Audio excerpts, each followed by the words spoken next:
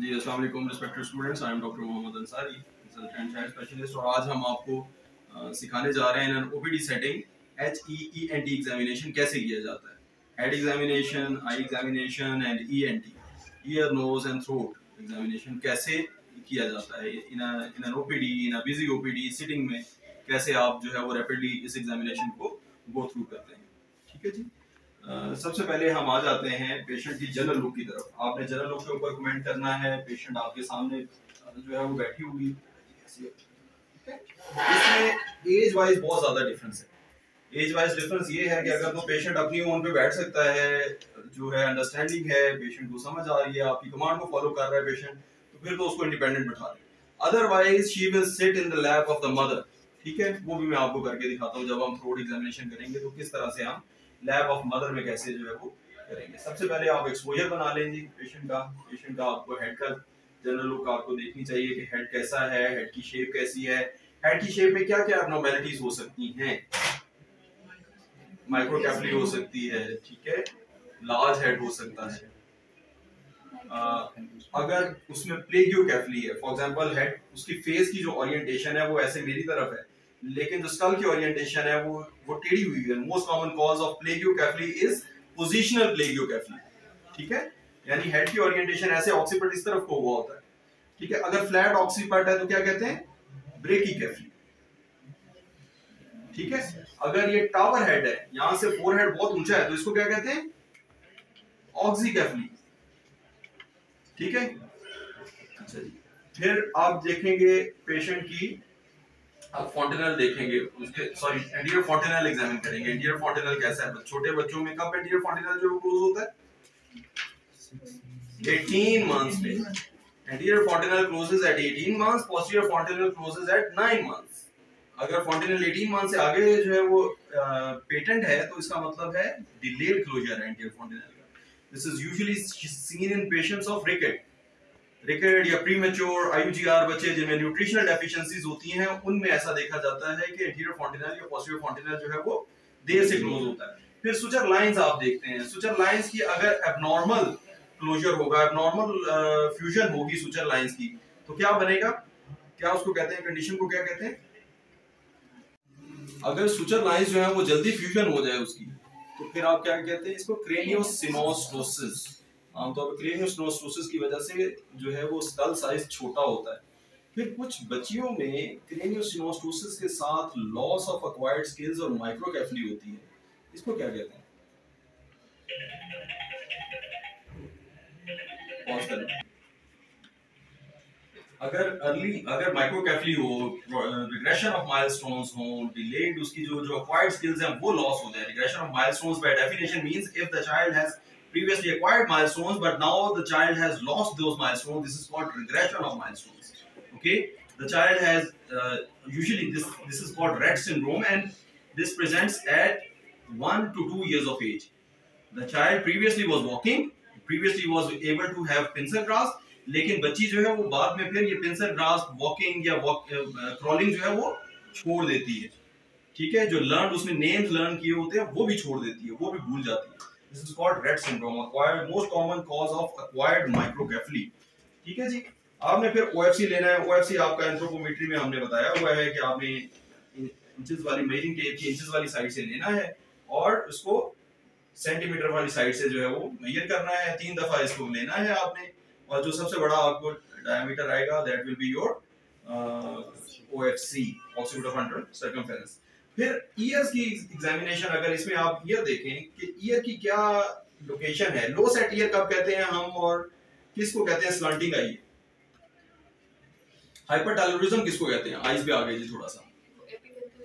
अगर medial epicanthi, if you can fit an eye between the two eyes, this is called hypertelorism. If you can fit an eye easily, snugly तो मेरा पहले भी शायद इसमें बात हुई, स्नगली तो शायद आप किसी की भी फिट कर लें, लेकिन अगर easily if you can fit eyes of the patient between the two eyes, this is called hypertelorism. ठीक है, फिर पैल्पेब्रल फिशर जो मीडियल और लेटरल कैंथाई है ना, they should be at the same horizontal level. अगर एनाटॉमिकल पोजीशन में patient जो है वो खड़ा हो तो उसका मीडियल एंड लेटरल जो कैंथाई है वो दे should be in the same line. ठीक है, अगर वो नीचे है this is called what, slanting, ठीक है। दिस इज कॉल्ड व्हाट, ये मोंगोलाइड होती है कि अपवर्ड मोंगोलाइड होती है? अपवर्ड जो होती है मोंगोलाइड होती है, ठीक है। अपवर्ड जैसे चाइनीज होते हैं ना, मंगोल पीपल होते हैं, अपवर्ड इज मोंगोलाइड स्लांट, और नीचे की तरफ ड्रूप हुआ हो तो this is called anti Mongoloid slant, ठीक है। जब मोंगोलाइड स्लांट होगा तो फिर उसमें लो सेट ईयर के चांसेस ज्यादा होंगे, लेकिन वो मीडियल कैंथाई से है, वो भी आपको जो है वो डिफरेंस थोड़ा सा उसका बताता हूं। बाज़ लोग समझते हैं कि सिर्फ लेटरल कैंथाई से जो है ना वो पीछे की तरफ ऑक्सीपिट की तरफ जो है वो ले जाए, नहीं ऐसा नहीं। एनाटॉमिकल पोजीशन में पेशेंट खड़ा हो, मीडियल कैंथाई को आपस में मिलाएं और ऐसे आप जो है वो parallel to the ground, parallel to the ground एक इमेजिनरी लाइन ड्रॉ करें। आपका जो हेलिक्स है, any part of helix should be touching that line, a little bit above it or touching it। अगर नहीं कोई भी पार्ट टच कर रहा है इस लाइन को, मीडियल कैंथाई को आप ऐसे पीछे की तरफ ट्रेस करें और आपका हेलिक्स का कोई भी पार्ट नहीं टच कर रहा, it means the child has low set ear. फिर ईयर की अच्छा, फिर आई की थोड़ी सी और एब्नॉर्मैलिटीज देख लेते हैं। ये तो हो गया आपको जी हाइपर टेररिज्म हो गया। सनसेट साइन क्या होता है? सनसेट साइन ऐसे होता है, बेटा थोड़ा नीचे की तरफ देखो। सनसेट साइन जब रेज इंट्राक्रैनियल प्रेशर होता है, हाइड्रोकेफलस होता है, तो बेबी का जो आईज हैं वो नीचे की तरफ देखती हैं and the limbus, upper limbus, usually upper limbus is not visible, ये पता है बात ना आपको, ठीक है। लेकिन अगर नजर आना शुरू हो जाए, अपर लोअर लिम्बस दोनों नजर आना शुरू हो जाए, तो उसको क्या कहते हैं? ये क्या चीज होती है? एक्सोथर्मोस, ठीक है। Exophthalmos is seen in what, in which conditions? Graves disease, thyrotoxicosis, ठीक है। अगर रिट्रोबल्बर को मैस है, ठीक है, उसमें जो है वो आपको एक्सोथर्मोस नजर आएगा। तो लेकिन अगर आपको लोअर लिम्बस ना नजर आ रहा हो और अपर जो है वो लिम्बस आपको जो है वो नजर आ रहा हो, तो this is sunset sign which is seen in raised intracranial pressure in hydrocephalus, ठीक है। हाइड्रोकेफलस है इसका मतलब है बच्चे को हाइड्रोकेफलस। अच्छा, आईज में फिर हेटेरोक्रोमिया आइरिस होता है, एक आइरिस और रंग का, दूसरा आइरिस और रंग का, ठीक है। हेटेरोक्रोमिया आइरिस, एक आइरिस और कलर का होगा, दूसरा और कलर का। फिर ब्रश फील्ड स्पॉट्स हो सकते हैं डाउन सिंड्रोम में आइरिस के अंदर। कोलोगोमा हो सकता है, आइरिस के अंदर डिफेक्ट हो सकता है, एक जो है वो आपको फिलिंग डिफेक्ट नजर आएगा आइरिस के अंदर, ठीक है। जो डोमिनेंट ट्रेट है वो डार्क कलर का आइरिस होता है, या रिसेसिव ट्रेट जो है वो डार्क कलर का iris? Dominant trait means darker hair colour, darker skin and darker iris, ठीक है। और जो रिसेसिव ट्रेट्स होती हैं उसमें ये जब डोमिनेंट जीन अपने आप को एक्सप्रेस नहीं करता तो फिर जो है वो कलर ऑफ आई जो है वो कम होता है। अच्छा, फिर छोटे बच्चों में यहाँ पे मीडियल साइड पे यहाँ पे डेक्रायोसिस्टाइटिस, यहाँ से ठीक है, लेक्राइमल ग्लैंड होती है, इधर सिस्ट होता है लेक्राइमल, तो नीचे जो है वो जाता है और नोज में ड्रेन करता है। इधर लेक्राइमल ग्लैंड्स यहाँ से लेटरल अपर आईलिड से यहाँ से सेक्रेशंस आती हैं, पूरी आई को वॉश करती हैं, और मीडियली इन पंक्टा के थ्रू, जो कि अपर आईलिड पे भी होता है और लोअर आईलिड पे भी होता है, इनके थ्रू ड्रेन करता है इनटू नेज़ोलेक्राइमल डक्ट के थ्रू इनटू नोज, ठीक है। तो ये नोज नेज़ल कैविटी में जब जो कर रहा होता है, इधर यहाँ पे एक सिस्ट होता है छोटा सा, अगर इसकी इन्फ्लेमेशन हो जाए, which is usually caused by staph, तो उसको क्या कहते हैं? डेक्रायोसिस्टाइटिस। तो वो भी आपको यहाँ पे फाइंडिंग नजर आ सकती है, ठीक है जी। आइज का हो गया। अभी ईयर्स का भी मैंने बता दिया, लो सेट ईयर क्या होते हैं। अगर माइक्रोशिया एनोशिया क्या फर्क है? माइक्रोशिया क्या होता है? Smaller deformed year but with patent external auditory meatus. Auditory meatus is patent, but anosia means that external auditory meatus is not there. The pinna might be normal, pinna might be there, but external auditory meatus is not there. This is called anosia. ठीक है, समझ आ गई बात की difference? ठीक है, फिर हम आ जाते हैं जी थोड़ा सा फेस के ऊपर। हम नोज और नोज के रिलेटेड ये साइनसेस को ऐसे देखेंगे। नोज आपने जी देखा, नेजल आपने ब्रिज देखना है, फ्लैट नेजल ब्रिज किसे कहते हैं? ठीक है, इसमें ब्रिज में फ्लैट नहीं है, नेजल ब्रिज फ्लैट हो सकता है। अपवर्ड एंटीवर्टेड नेरीज, इसको कहते हैं एंटीवर्टेड नेरीज, ठीक है। नेरीज ऐसे ऊपर की तरफ जो है वो किस में होती है? मोस्ट कॉमनली एडिनॉइड स्पीशीज में एंटीवर्टेड नेरीज होती हैं। ऐसे नेरीज आपको सामने से नजर आ रही होती है, ठीक है। फिर ब्रॉडनिंग हो सकती है नेजल ब्रिज की। ब्रॉडनिंग किस कंडीशन में होती है? जब नेजल पॉलिप होते हैं, जब टर्बिनेट हाइपरट्रॉफी होता है, जब एलर्जीज होती हैं, तो आपको ये जो जगह है ये आपको वाइडेंड मिलेगी। फिर आपने साइनसेस के लिए टेंडरनेस चेक करनी है, ठीक है, 1 बाय 1, ठीक है। ये फ्रंटल साइनस है, ठीक है, ये मैक्सिलरी साइनस है, इसकी आपने यहाँ पे टेंडरनेस चेक करनी है, ठीक है। मैक्सिलरी साइनस, फ्रंटल साइनस की आप जो है वो टेंडरनेस चेक कर सकते हैं। और उसके साथ साथ ये भी जानना जरूरी है कि न्यूमेटाइजेशन कब होती है, मैक्सिलरी साइनस कब न्यूमेटाइज होता है और फ्रंटल साइनस कब न्यूमेटाइज होता है। न्यूमेटाइज से क्या मुराद है, यानी ये इसके अंदर एयर आ जाती है, ये हाँ वो तो एक और चीज है ना मैक्सिलरी साइनस का। अगर जो है वो पेरियोडोंटल एब्सेस हो तो it can erode through to maxillary sinus और उसकी वजह से फिस्टुला बन सकता है, लेकिन वो और चीज है, वो और बात करनी, मैं और बात कर रहा हूँ। जो फ्रंटल साइनस है ये न्यूमेटाइज नहीं होता अंटिल 3 इयर्स ऑफ एज, और ये मैच्योर होता है एट 10 इयर्स ऑफ एज। तो 3 साल के बच्चे में किसी में अगर एक्सरे आप करवाएं और आपको जो है वो नजर ही ना आए फ्रंटल साइनस, तो इट डजंट मीन कि उसको फ्रंटल साइनोसाइटिस, उसको तो फ्रंटल साइनस बना ही नहीं हुआ अभी तक, ठीक है। उसकी न्यूमेटाइजेशन 3 ईयर पे स्टार्ट होती है। और मैक्सिलरी साइनस की जो है ना वो एट बर्थ भी हो सकती है, बट विद इन 1 ईयर जो है न्यूमेटाइज हो जाते हैं मैक्सिलरी साइनस। जो बर्थ पे होते हैं वो ethmoidal air sinus air cells में होते हैं, वो मौजूद होते हैं, ठीक है। अच्छा, मैक्सिलरी और एथमॉइडल होते हैं, स्फिनोइडल भी बाद में बनते हैं और फ्रंटल भी बाद में बनता है, ठीक है जी। फिर अगर किसी जगह पे यहाँ पे आपको रेडनेस नजर आ रही है तो इसका मतलब है कि वो वाला साइनस इतना इन्फ्लेम हुआ है कि उसने बोन के क्रॉस इन्फ्लेमेशन देके स्किन तक इन्फ्लेमेशन आ गई, ठीक है। और ये जो इन्होंने बात की है वो भी पर्टिनेंट है इस कंडीशन में। आमतौर पे मैक्सिलरी साइनस जो है वो मैक्सिलरी टूथ किसी के साथ जो है वो पेरियोडोंटल एब्सेस होती है और उससे जो है वो इरोड करके अंदर इन्फेक्शन गई होती है। यूजुअली साइट ऑफ इन्फेक्शन जो है वो एंट्री या रूट ऑफ इन्फेक्शन जो होता है वो तो नोज ही होता है, क्योंकि नोज के अंदर से तो एक डायरेक्ट रास्ता मौजूद है ना, और नोज के अंदर हमारा स्ट्रेप ऑरियस बड़ा कॉमनली जो है वो रहता भी है, ठीक है जी। अच्छा, ये हो गया जी आपका आपने जो है वो नोज के ऊपर। फिर आपने एंटीरियर नेरोस्कोपी करनी है। कैसे करेंगे, नोज टिप को जो है ना लिफ्ट करेंगे और आप एग्जामिन करेंगे कि नोज के अंदर क्या सूरत हाल है। आप क्या क्या चीजें देखेंगे, आप सेप्टम देखेंगे, आप लिटल एरिया देखेंगे जिसके अंदर आपको ब्लीडिंग स्पॉट मिल सकते हैं, आप जो है वो देखेंगे टर्बिनेट्स देखेंगे कि टर्बिनेट्स कैसे है। Usually inferior turbinate is little bit visible, लेकिन अगर वो बहुत ज्यादा विजिबल होगा तो इसका मतलब है ये हाइपरट्रॉफीड है, रेडिश हुआ है, उस हाइपर उसके ऊपर जो है वो एरिथेमा आया हुआ है। It means the turbinate is hypertrophied either because of allergy or because of inflammation or infection, ठीक है। उसमें कोई वजह है, या केमिकल राइनाइटिस हो सकता है, एलर्जिक राइनाइटिस हो सकता है, और राइनोसाइनोसाइटिस हो सकता है जो कि बैक्टीरियल होता है, या वायरल राइनाइटिस हो सकता है, ठीक है जी।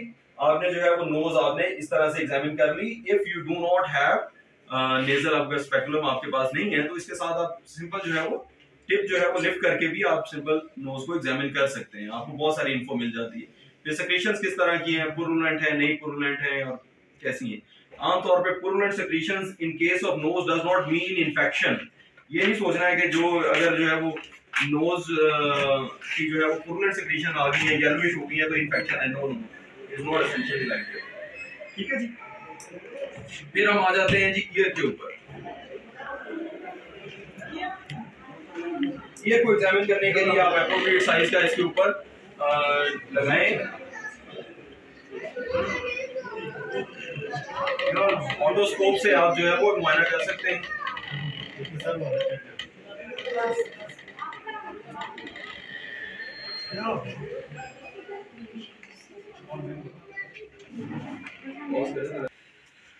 अच्छा जी, फिर जब आप ईयर एग्जामिनेशन करते हैं, आप टिम्पैनिक मेम्ब्रेन की एग्जामिनेशन कर रहे हैं आपने, या आपने एक्सटर्नल ऑडिटरी मीटर्स की बात का बॉयल ईयर होता है जो कि एक्सटर्नल ऑडिटरी मीटर्स को अफेक्ट कर रहा होता है, तो सबसे पहले आप एक्सटर्नल ऑडिटरी मीटर्स को एग्जामिन कर लें with the help of torch. बड़ों में किस तरह पुल करते हैं, आप अपवर्ड एंड बैकवर्ड पुल करते हैं। बच्चों में कहाँ करते हैं, डाउनवर्ड एंड बैकवर्ड पुल करते हैं, ठीक है, थोड़ा सा नीचे। अब ये इसका मिड एज है इस बच्ची की, तो इसका बिल्कुल ही पोस्टीरियर मुझे जो है वो पुल करना पड़ रहा है। शी इज अबाउट, कितनी उम्र है इसकी, 10 साल है। तो इसको जो है ना वही मुझे बिल्कुल पीछे की तरफ पुल करना पड़ रहा है, बैकवर्ड्स पुल करना पड़ रहा है, ताकि उसका ईयर जो है वो मुझे ज्यादा ईयर कैनाल उसकी क्लियर हो जाए और मुझे अच्छा सा नजर आ जाए, ठीक है। अब इसका जो है वो एक्सटर्नल ऑडिटरी मीटर्स जो है, यानी ओटाइटिस एक्सटर्ना नहीं है, इसको अभी हम देखेंगे। इसको ओटाइटिस मीडिया तो नहीं है, उसके लिए we have to examine the tympanic membrane, ठीक है। टिम्पैनिक मेम्ब्रेन को आप एग्जामिन करने के लिए वही तरीका है, और आपने कोन ऑफ लाइट देखनी है। आपने एक्सटर्नल ईयर को एग्जामिन करते हुए ये देख लिया कि बच्चे को कोई बॉयल नहीं है और वैक्स ईयर नहीं है, तो उसके बाद ही अगर वैक्स होगी तो you will not be able to see tympanic membrane and cone of light. ठीक है, तो ये अभी मैं I am able to see cone of light and tympanic membrane is hyperemic, cone of light is there, but tympanic membrane is little hyperemic and dull. Okay, उस तरफ बेटा दूसरी तरफ घूम जाए। ऐसे पेंसिल ग्रिप आपने इसकी रखनी है। ठीक है, पेंसिल ग्रिप रखनी है आपने और ऐसे मुआयना करना है।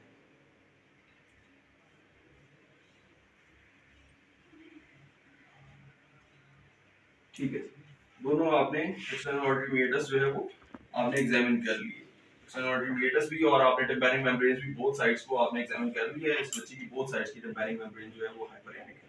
अभी थ्रोट को एग्जामिन करने के लिए आप आए इधर बैठे। ये बच्ची वैसे तो खुद भी एग्जामिन करवाएगी, लेकिन मैं आपको वो तरीका बता रहा हूं जो which can be applied on smaller children as well. आप इधर आए, खुद स्टूल पे बैठे और इसको अपनी गोद में ले लें बच्ची को।